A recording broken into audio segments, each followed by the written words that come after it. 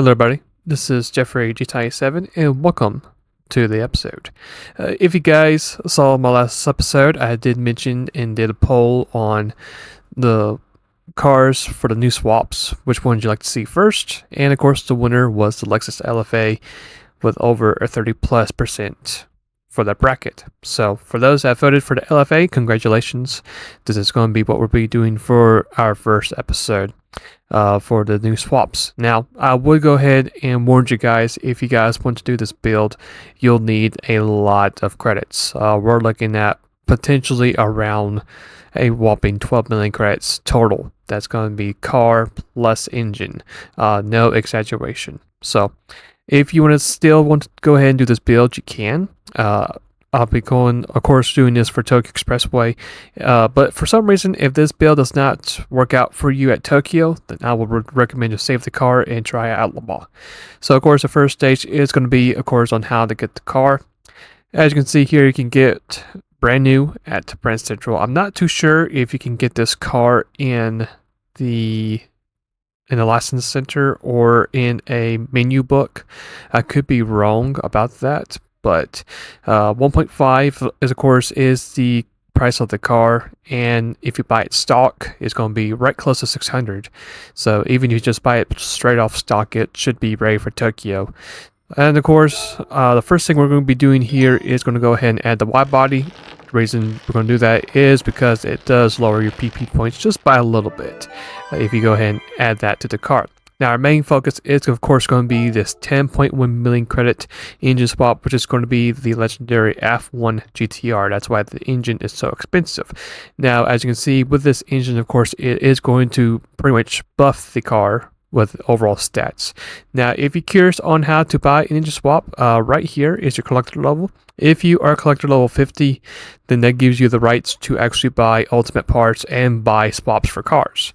Now, let's say if you do have this particular engine swap in your tuning shop as a ticket, then you certainly are like Charlie in the Chocolate Factory with that golden ticket. I know the engine is new, but some of you might have this in your garage. If not, then hopefully it'll show up. Here is the livery that I'll be using for today's episode. Now, if you do not want to use this livery, but you want to use your own livery, that's totally fine.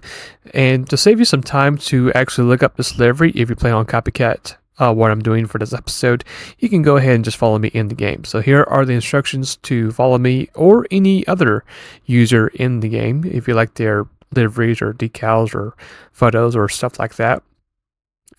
Usually you want to do that so that way it becomes a bit easier for yourself and save you some time, because when I do my videos, I will, especially if it's a delivery I do share, it'll be in my news feed. That way you can just easily go ahead and grab it at your collection, which is that paperclip, and then you can just load it to GT Auto.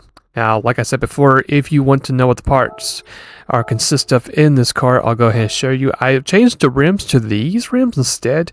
I think they actually do better for the car, so if you want to go ahead and apply these rims to the car, you can. That's what I recommend doing. Just make sure you just copy the brand and, of course, the stats on that. The front bumper, if you're curious, is going to be Type B. Go ahead and get that installed. After that, the side of the car is optional. It's more of a cosmetic look, but Type B actually looks pretty good on it. And then for your wing, you're going to set to custom wing set. It doesn't matter if it's high, low, or medium for the height of the wing. Just make sure it's that. And then, of course, for roll cage Type C. And that's going to be all the parts you'll need from car customization. So here's a quick look of the tuning list. You can see we got our new swap engine to the far left with sport hard tires with fully customized differential. If you want to go ahead and just pause the episode, you can. Just make sure you go ahead and pretty much copy the numbers you see on the screen, especially for your downforce. It's going to be a real cruel, easy thing to mess up. So make sure you have your downforce correct, make sure you have your power restrictor correct, and your transmission correct. If you don't have the right part for the car, it will definitely mess up your numbers. Here's the other part of the list. As you can see here, the only thing that's different, of course, is the medium RPM supercharger, and that is going to be literally it for all the parts you'll need for this car, because the car is over 600 plus points with the swap. We had to nerf the power restrictor just for it to be able to make it into the race. So hopefully this tune helps out at Tokyo Expressway 600 or Le Mans if you decide to do it at Le Mans. and let's go ahead and get started with this race. Now, one key element I want to go ahead and point out is since we have ourselves a Group 3 engine, you should pretty much be set on not having to make a pit stop whatsoever. The tires should last the whole entire race, and so will the fuel. You should have plenty of fuel in this race, so pit stops are going to be a no for this race. So that's going to give you a huge advantage over the rest of the whole entire field. Now, saying that, if you're curious on how the car drives or how it handles, this car is of course an FR, so it's going to have a tendency of having a bit of oversteer. So in some corners I could tell the car was a little bit loose, but there were some certain car turns that the car actually felt grippy and actually felt pretty smooth. As long as you just, with pinpoint accuracy, get your break points right and you have the right timing of getting back to the power, this car will feel really good to drive, either if you're on a wheel or on controller. I personally most of the time am on controller, pretty much 80% on controller, and it just felt really smooth and really good around this track. Despite hitting the wall, which is really scraped it, we're going to go ahead and try to make a move on the GTR right there, which we're going to do. And we're also going to try to make a move on the Impreza as we move the ramp. As we're going to be side by side, we're going to go ahead and get ourselves a much better run out of that corner, and that's going to allow us to put ourselves in P4. Now, as you guys may know, in the past, both the Impreza and the RX-7 Riamiya, both those cars together, if they're very close, they have the tendency to really mess up their braking point. And as you can see, so right there, you can see the Supra is way out of the racing line. So was the RX-7 Riamiya. That's going to allow us to catch up and cut most of that gap. We're going to easily take advantage of that mistake from the Supra, put ourselves in third place, and you'd be glad to know that the Alexis with this engine package should be the fastest car on the track when it comes just to pure straight line speed. And you can just see we're just easily closing on the RX-7. We're going to pull to the left side of the road to make an easy pass without any effort, and that's going to put us in P2. Now, as we're about to finish up the second lap, I forgot to showcase that, but we did take the lead pretty early. As we fast forward to lap number 6, it's going to be our official hot lap. And what I'm going to do here, I'm going to stick around and just give you guys a couple pointers with this car on how to do around this track, which hopefully does help out. So as I said earlier, the speed should be really good. You should be right close to 200 or right at it.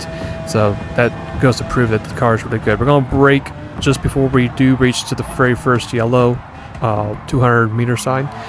Third gear is what I recommend to be at in this double right hand turn right here. Just make sure you just brake at the right time, just let the car roll naturally and get back on the power.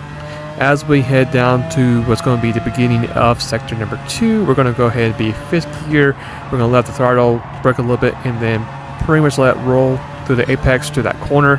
And we're going to mainly stay in 5th gear until we reach the next overpass. We're going to brake once we pass the second yellow sign, going back down to 4th gear. We're going to carefully navigate through this tight section, full throttle, and you can see the car just grips so nicely through here.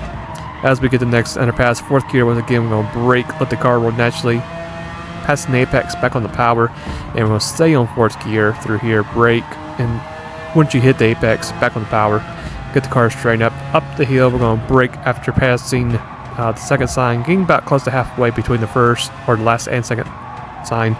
4th gear through here as well. We're going to let the car just roll naturally again until we hit halfway to the apex. Going down the hill, we're going to be braking right at, I believe it's going to be after the first yellow sign, close to halfway of the second one. Second gear is what I recommend being on that gear, slowly getting back to the power, just carefully, and then after that it's going to be full power through there. So it's going to be a little bit of mostly braking and coasting and just relying on the car half grip. And then once you just get a good rotation out halfway of the apexes, especially through sector 2, just carefully put back on the throttle and you should be good to go. So as we get that hot lap, it's going to be a 207.077, which actually is a very good lap time around this track. And as you can see, like I said, there was no need to make a pit stop. The tires did begin to wear out a little bit though. As we finish the race, it's going to be a 25:44 run, so you should be able to get this right below 26 minutes, and there are just a very few cars that could actually beat this time, but like I said, if you're just curious to see what the engine is capable of doing at Tokyo Expressway, then there you go. Now, is it worth it?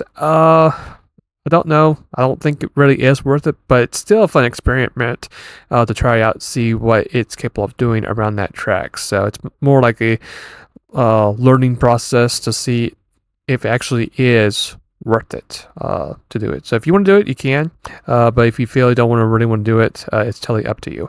Now for the next episode, I'm going to be using the Porsche 911 Turbo S from 93, and this time around it will be swapped. This was the second highest vote for the engine swaps list, so I'll be doing this car next. I've already did the original stock engine build for that car, which actually I thought did pretty decently well.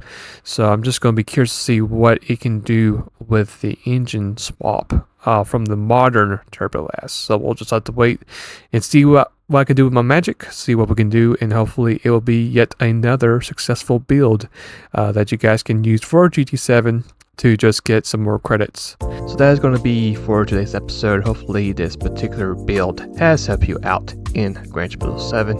If you guys have any suggestions or any other builds you want me to try out, you're more than welcome to add those to the comments below, and I'll try my best to do them. Until then, hopefully you guys have a great rest of your day, and if you guys would like to subscribe to the channel, you're more than welcome to do so as well, as I'll have some more stuff coming up in the next couple days. Until then, see you later and take care.